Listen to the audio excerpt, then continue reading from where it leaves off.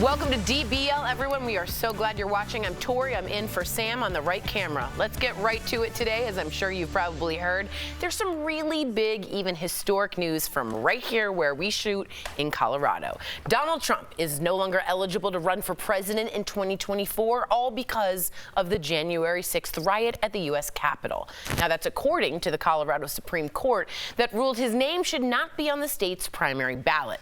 Now, to help answer all of our questions, because we got some, right, about this, we have a very special guest. Is it me? Joining. It's not you, Al. Oh. You're on the panel. It's a guest joining us on our panel. He's a reporter with 9 News right here in Denver, where we tape our show every day. Marshall Zelinger. Yes. Welcome to the show, sir. Marshall. The man with the glass. So glad We can trade. You can be the expert, and I'll just be the host. Okay, Oh, I would like that. I can talk without any facts. Don't worry. Like, I got And we apologize in advance. Yeah, we're glad you're here. All right, Marshall, thank you for being here. Let's get right to it. So talk to us about the decision for why did the Colorado Supreme Court decide Trump is ineligible to be on the ballot? Well, the main reason all they did was reverse what the Denver lower court decided, was that the 14th Amendment did not apply to the office of president. So they upheld everything else that the lower Denver court said, that he engaged in insurrection, that he indeed did insurrection. So then it goes to the 14th Amendment, which, long story short, says that you would be disqualified for running from future office if you engaged in insurrection after taking an oath to support the Constitution. So in a 4-3 decision, the Colorado Supreme Court said, actually, yeah, the 14th Amendment does apply to the office of president, and yes, you engaged in insurrection, so you're disqualified. Wow. I'm going to go off script here for a little bit because we were talking before, and I have so many questions. I think the audience does as well. Did Colorado do this to set a precedent across the nation in case this was upheld by the Supreme Court to get Donald Trump off the vote for every state? It's mixed. It's a liberal group from Washington, D.C. The acronym is CREW, and I'm not going to remember, Citizens for Responsible something. Ethical wherefore? That's not Close. true. No, I made that up. But they got 4 Republicans and 2 unaffiliated voters in Colorado to be the faces and the names on this lawsuit. So there are 2 things. In Colorado, it can be worked this fast. It was filed in September, and here we are in December, and it's already through the Colorado Supreme Court. But the goal was to get to the United States Supreme Court, because now you have the decision in Colorado that other states can now use in new lawsuits starting today if they wanted, and you have this pending decision, perhaps by the U.S. Supreme Court, to have to make this huge decision that could impact all 50 states right off the top, and you wouldn't have to piecemeal it. But Colorado was just one of the fastest places to get this done.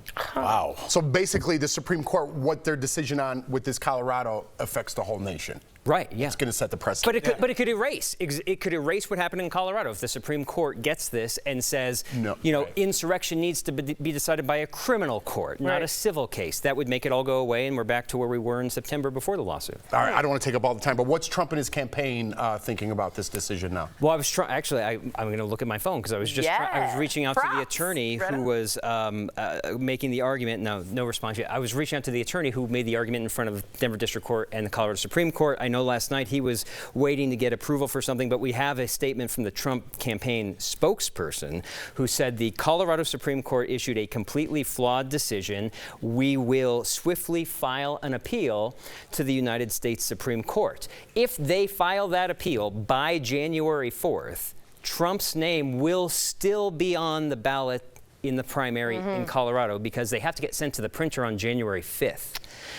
The question would be, if his name's on there and people fill in the bubble, will they count? I see. But his name's, as long as they file by January 4th, when you get a primary ballot, if you're a Republican or an unaffiliated voter in Colorado that gets to vote for a Republican primary ballot, his name will likely be on it. But great job catching us up to where we are. What do you think is coming next? Well, that appeal, so there are multiple things that could happen. The Supreme Court could say, thanks for the appeal, no thanks, we're not going to take it. Right. I don't think that's likely. Right. But then this is something that's not been decided by the U.S. Supreme Court before. And then this is going to be precedent setting for the future, which gets back to what you were saying, Jeff. Like if they decide, actually, the Colorado Supreme Court got it right, then other states would still have to take action and say, hey, this U.S. Supreme Court just said this, he's disqualified under this reason, and get a court to affirm that. So is there a window of time that they have to decide really quickly, the Supreme Court? No, I was talking with a constitutional law attorney about this last night, and they would probably take it up in a special order time frame. It's possible, I guess, for them to say they were going to take the case, let Colorado's primary happen, which is March 5th, and then it gets into a wiggly area because then technically he'd still be on the ballot. People could still fill in the bubbles. And I believe the Secretary of State would have to count those. And that I don't know that we would get to that point. They would punt it. I don't think it would be before then where we would get some sort of hearing in front of the Supreme Court. Let me ask you this. Didn't other states try to do this before? Other states obviously will now in a domino effect is what I think. Mm-hmm. Do you think, just personally, Marshall, do you think this could backfire? That Trump has always said the left hates me, they don't have, it's rigged, and now I'm off the ballot in several places. You guys talk about what do you think? I think it could backfire. I think it could really, really backfire. Look at the Atlanta mugshots. Right. What did it do? It raised donations. I mean, they fundraised off of it. Exactly. So backfire, I don't know. It could certainly help in fundraising for his campaign or for the Republican Party or anybody who thinks this is the wrong way to get someone to not be on a ballot.